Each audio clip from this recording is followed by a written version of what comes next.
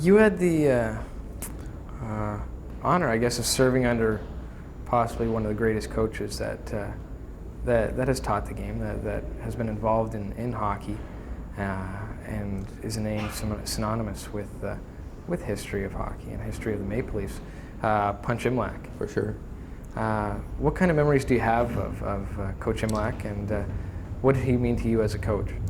Well, very fond memories, and you are absolutely right. Punch was a very, very important person in the development of the game, and as a result, he's a Hall of Famer in the Hall of Fame right now, Punch Imlach. And I think that is the way it should be. He deserves to be here. But I remember very clearly one night when I was about 14 years old, living in Ottawa with my family, when Punch Imlach and King Clancy, who was also a Hall of Famer, came to my home in Ottawa.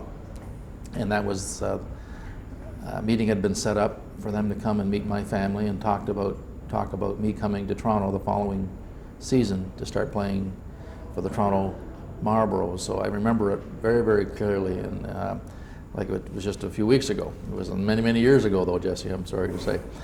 So that's my first remembrance of Punch Imlach.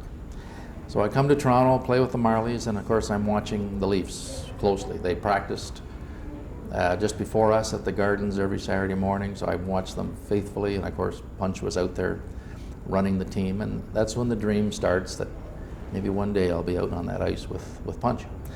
Well, fortunately it came true for me, and Punch certainly was everything everybody said he was. He was a tremendous motivator, and probably one of the best bench coaches I've ever played for.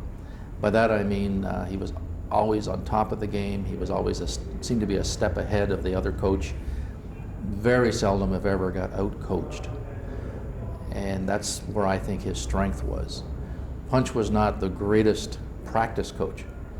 He was very basic in the way we practiced, very old school in the way we practiced. But he was such a good motivator and such a good bench coach that I think that made up for any lack of a good practice coach. And at that time, most coaches were not innovators like they are today.